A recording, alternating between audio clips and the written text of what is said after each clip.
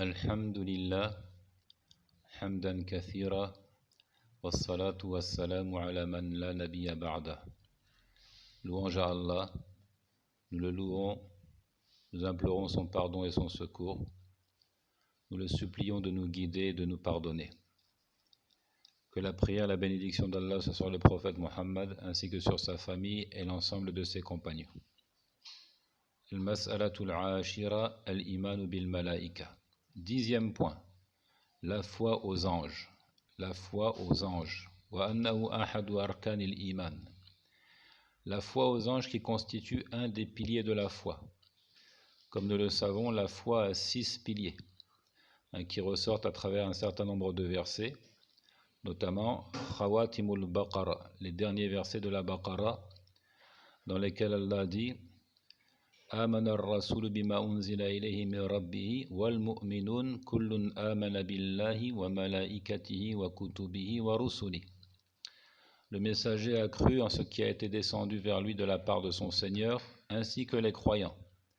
Tous ont cru en Allah, en ses anges. Donc, tout de suite après la mention d'Allah Azzawajal, on cite la foi aux anges, qui est donc effectivement un des 6 piliers de la foi, avec la foi au messager, la foi au livre révélé, la foi en la destinée, son bien et son mal, et la foi au jour de la résurrection.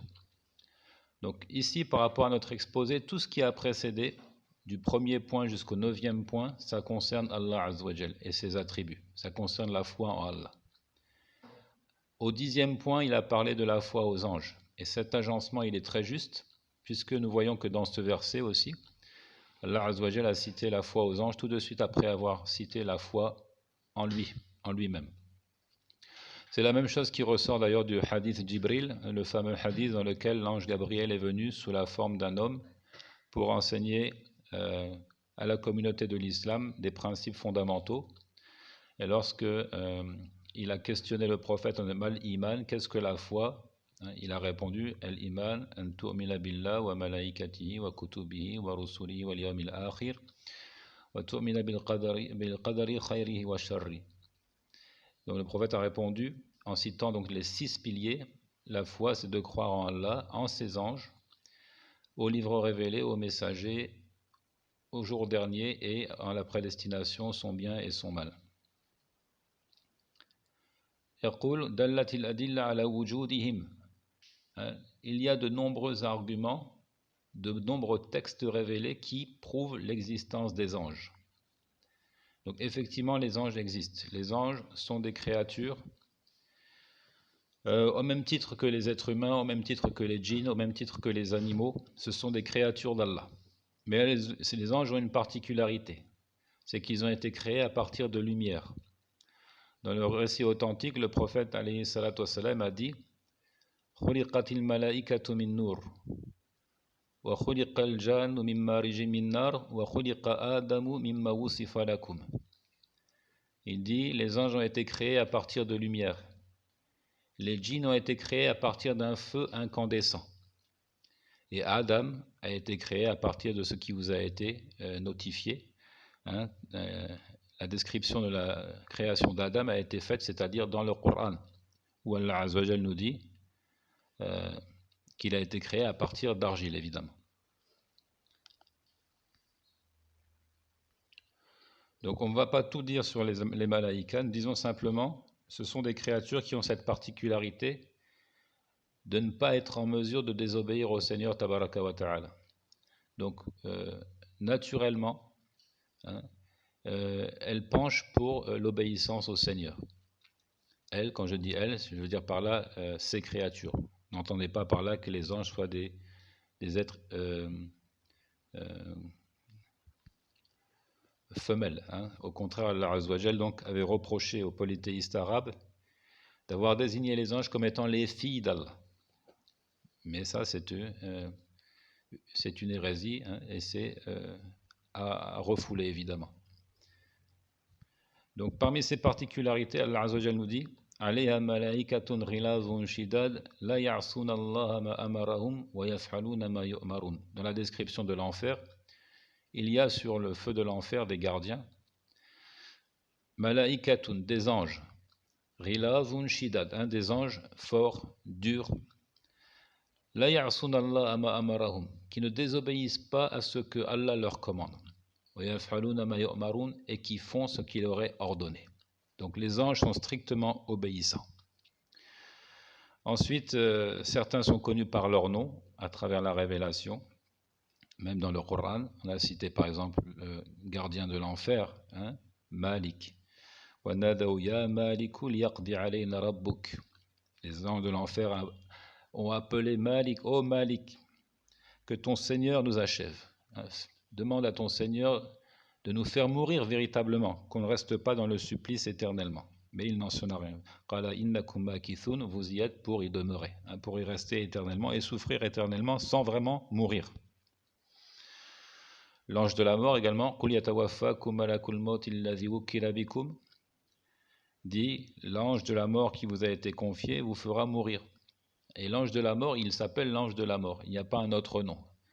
Ceux qui disent qu'il se nomme Azraïl, ce n'est pas authentique. Ça fait partie des choses héritées des gens du livre, de Ahlul Kitab, mais il n'y a pas de preuves solides pour dire que l'ange de la mort s'appelle Azraïl. Donc parmi les preuves aussi de l'existence des anges, et c'est ce qui nous importe ici, c'est de faire le lien entre les anges et le jeûne de Ramadan. Il dit وَمِنَ الْأَدِلَّةِ نُزُولُهُمْ فِي لَيْلَةِ الْقَدْرِ وَهِيَ مِنْ لَيَالِي الصِّيَامِ فَلَمْ تَتَنَزَّلِ الْمَلَائِكَةُ بِهَذِهِ الْكَثْرَةِ وَالْمُدَّةِ وَالدَّوَامِ إِلَّا فِي هَذِهِ اللَّيْلَةِ. Parmi les preuves de l'existence des malaïkas, donc il y a le fait qu'ils descendent durant la nuit de la destinée qui est bien une des nuits du Ramadan. Il n'y a que dans cette nuit que les anges descendent en si grand nombre et pour si longtemps. Donc ça renseigne ici sur la particularité, n'est-ce pas, de cette nuit. دل على مزية الصيام وبركته وفضله يقول الله تعالى عن ليلة القدر تتنزل الملائكة والروح فيها. Donc ça renseigne sur les particularités du jeûne, sur ses bénédictions, sur son mérite. Allah le Très-Haut dit de la nuit de la destinée, en cette nuit descendent les anges et l'esprit avec la permission de leur Seigneur. Donc l'esprit ici c'est l'ange Gabriel. Ar-Ruh c'est l'ange Gabriel. Ar-Ruhul Amin. Nazala bi Ar-Ruhul Amin ala qalbika litakuna minal munzirin bilisanin arabiyyin mubin. C'est l'esprit digne de confiance qui est descendu avec sur ton cœur, afin que tu sois du nombre des avertisseurs en une langue arabe bien claire. Donc durant la nuit de la destinée, l'ange Gabriel, l'ange chargé de la révélation, ainsi que les anges, d'une manière plus générale, descendent. Donc il y a un lien entre le jeûne et entre la foi aux anges. Aussi, جاء في حديث أن جبريل كان يدرس النبي عليه الصلاة والسلام القرآن في رمضان. Un autre récit authentifié renseigne sur le fait que Gabriel enseignait le Coran à notre prophète sallallahu alayhi wa sallam durant le Ramadan et que l'année de sa mort, il le lui fit réviser 2 fois pendant ce mois béni. Là encore, un lien établi entre le Ramadan et entre la foi aux malaïkas en tête de liste, n'est-ce pas, Jibril, l'ange chargé de la révélation. Et un troisième argument intéressant qui prouve l'existence des anges et qui fait le rapport entre les anges et le Ramadan. جاء في صحيح ابن حبان وصححه والألباني في السلسلة الصحيحة عن ابن عمر رضي الله عنهما أن رسول الله صلى الله عليه وسلم قال إن الله وملائكته يصلون على المتسحرين. Un récit donc authentique rapporté par Ibn Hibban, authentifié notamment par Al-Albani. D'après Ibn Umar, qu'Allah soit satisfait de lui et de son père, le messager d'Allah, à lui les éloges et le salut, dit Allah et les anges prient sur ceux qui prennent le repas de fin de nuit, as-sahur, ou bien suhur. On a le droit de dire sahur avec le son A et suhur avec le son OU. Allah et les anges prient sur ceux qui prennent le repas de fin de nuit, qui est typique du jeûne du mois de Ramadan. Donc Allah Azzawajal prie sur les jeûneurs, et il en est de même pour les anges. Qu'est-ce que la prière des anges en faveur des jeûneurs? C'est tout simplement l'invocation. Ils invoquent en faveur de ceux qui jeûnent, et d'une manière plus générale, les anges invoquent en faveur des croyants, pour preuve, versets 7 et 8 de la sourate 40.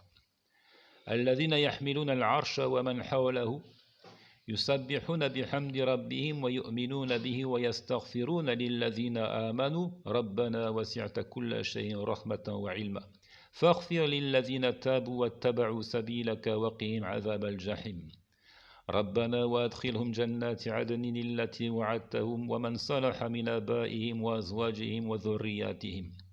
Ceux qui portent le trône et qui se tiennent tout autour rendent gloire à leur Seigneur. Évidemment, il s'agit ici des anges.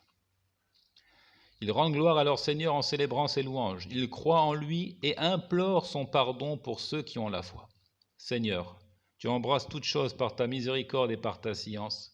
Pardonne donc à ceux qui se sont repentis et ont suivi ton chemin, et veuille les préserver du supplice de la fournaise.